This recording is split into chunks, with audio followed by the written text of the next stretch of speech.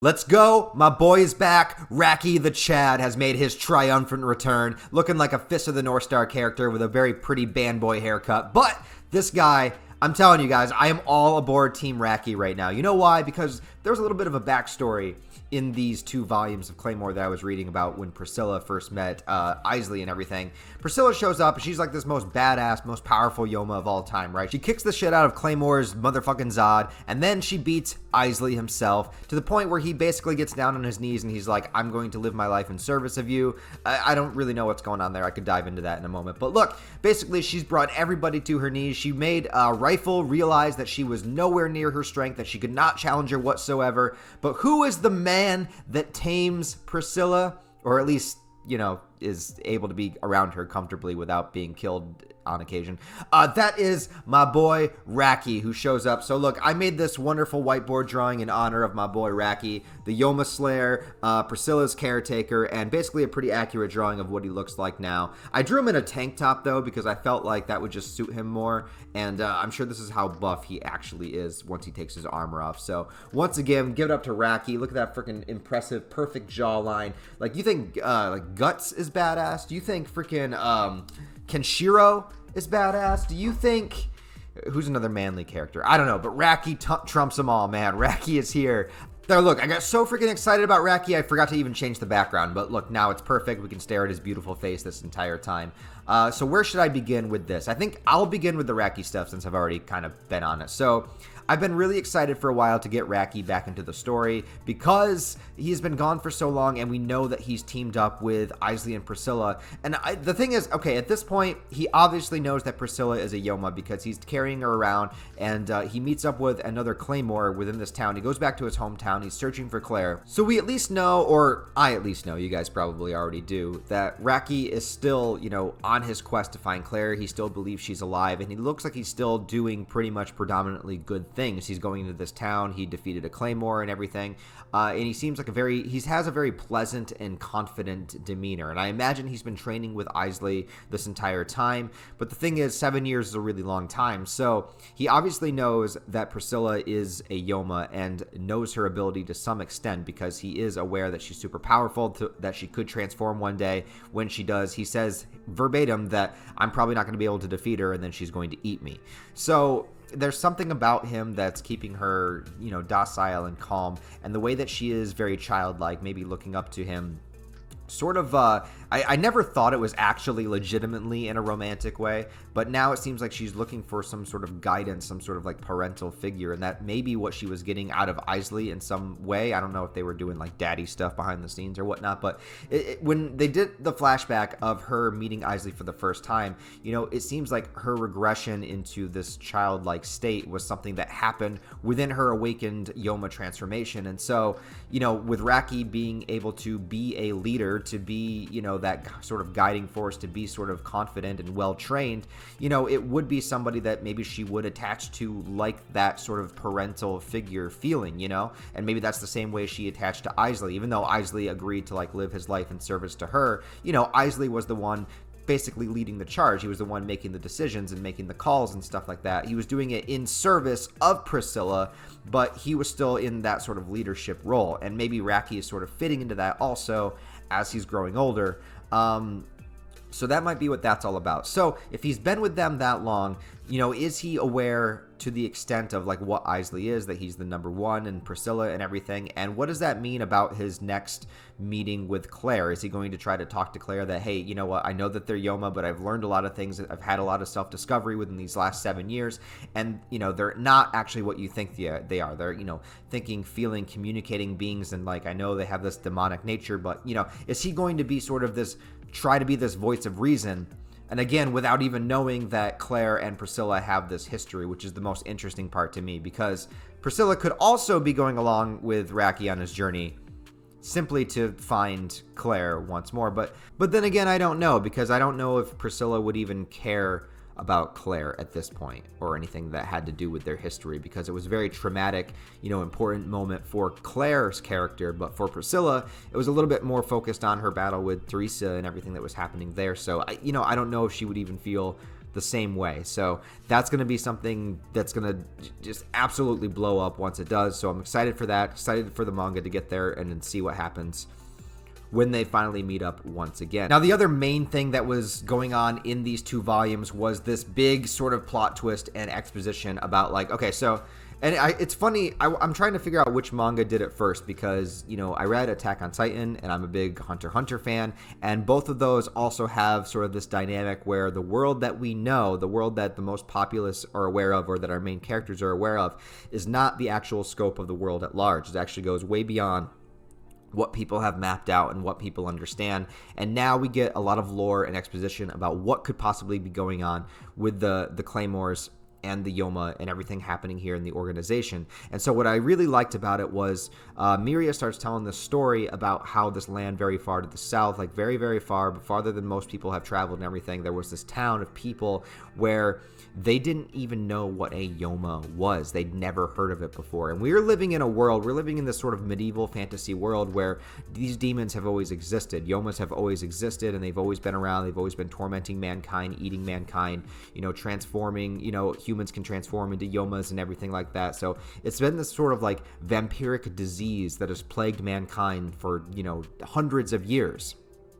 And if you're telling me that there's an area of the world where they'd never heard of Yoma, that's like red flag number 1. And then she continues to go on to say, like, you know, I've learned, you know, I've discovered, like, through this, that this is all just one big conspiracy theory experiment. As I've always stated, it was a conspiracy theory, but we get to the point where it's saying, like, this whole world is basically taking place on, I don't know if it's an island, but it would have to be, right? A continent. I don't know what it is. An area of land where humanity has been existing simply to be an experiment to test out the abilities of these Yoma and to create soldiers and warriors. And why? It's because in the rest of the world that's a lot bigger than this land is, you know, or this continent or this island. Like, the rest of the world is much, much bigger, and there's a lot of warring states between people fighting each other for land, for territory. And I'm assuming that it's still in like that medieval setting because it's showing images of people in, you know, traditional sort of like medieval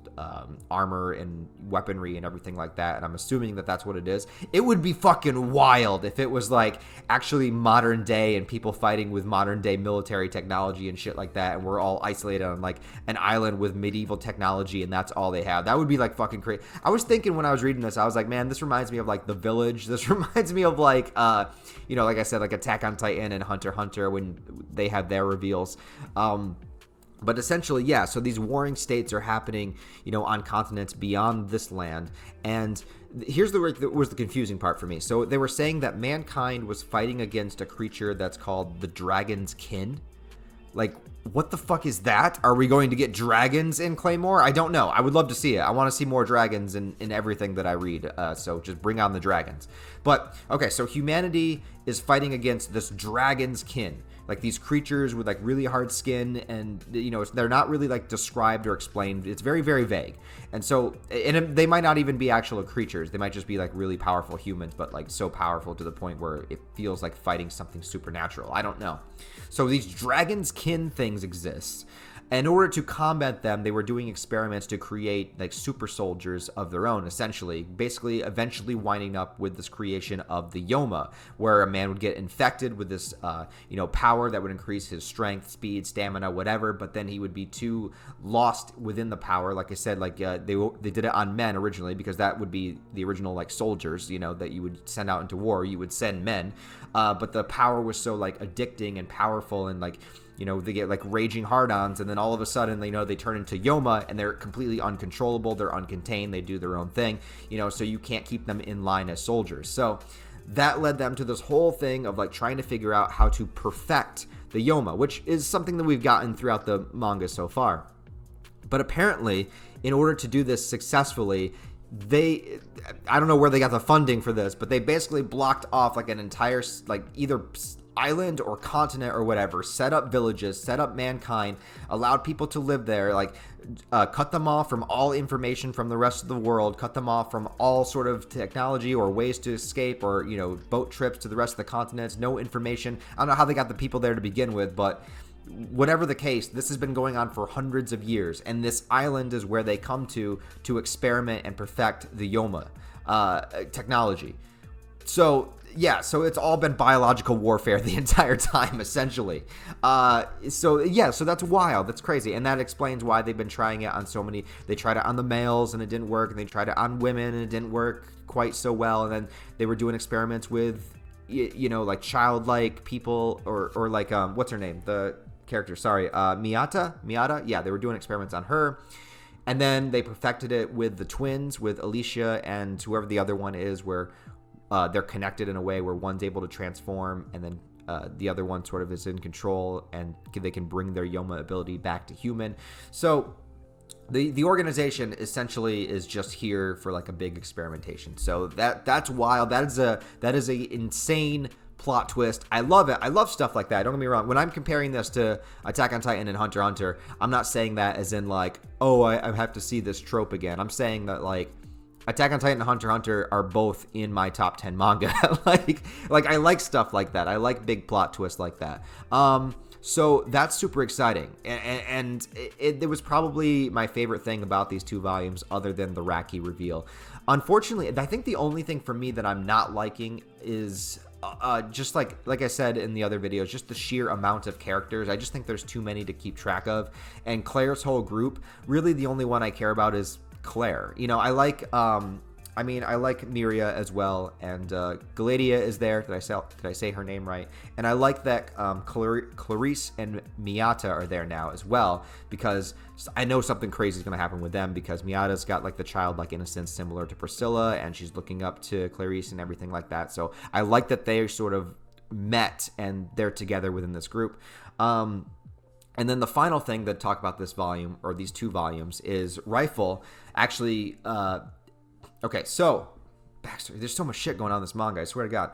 Okay, so like 2 volumes ago, of the top 3 number 1 awakened Yomas, because remember it was like a 3-way battle. So we had Isley, Rifle, and Lucilia, and Lucilia fought Isley and lost. And in her like dying moments, her sister found her, Raphelia, and supposedly like sacrificed her life in order to finally kill Lucilia, to kill off one of the top 3. But apparently they didn't die, and somehow they're in this weird catatonic like frozen state where they're fused together, and Rifle is the one that found them. And so she's trying to find a way to wake them up, because she's cocky and arrogant and thinks that she'll be more powerful than them anyways. She's trying to find a way to wake them up in order to team up together and to control her, and then be able to take down Isley and Priscilla, like, finally. I'm assuming that's her end goal, and probably the organization as well. So yeah, that's a lot of shit, man. That's a lot of shit going on in these 2 volumes. So moving forward, what I want to see is, I want to see more from Claire as an MC. I want to see her, like, she's been a badass, don't get me wrong, but I want to see her kind of step away from this group that she's in, or at least be like, at least see the story funnel in a way where maybe we get her to meet Raki and Priscilla, and we have that confrontation. And I just want to see more from Claire, because right now in the last couple volumes, while Claire has been within this group, this team, I feel like we've gotten a little bit less from her, and I just want more from her. And then, yeah, everything else happening right now with this conspiracy theory of what's going on. Dude, crazy stuff, man. Yeah, so I can't wait to see more from this. I can't wait to see Raki and Priscilla meet up again, and this whole conspiracy theory. Like, what is the dragon's kin? Like, what is that? Like, what is there another creature like more powerful than the Yoma out there? Like, what does that mean? Is it an actual dragon? I don't fucking know. Anyways, let me know what you guys think about these 2 volumes. This was 14 and 15. Let me know in the comments below. Thank you guys, as always, for supporting these videos. Please give it a like and a comment, because interaction will help it be seen in the algorithm, and that'll help me out a lot. Also, if you guys don't know, real quick, I am dealing with 2 copyright strikes right now, so the channel is kind of in danger. So any sort of support and help would actually be like really useful right now. I would really appreciate it. So like, comment, subscribe to the channel, all that fun junk. Patreon and merch store are down in the description below. Other than that, guys, I hope you all have a wonderful day, and I'll see you in the next review.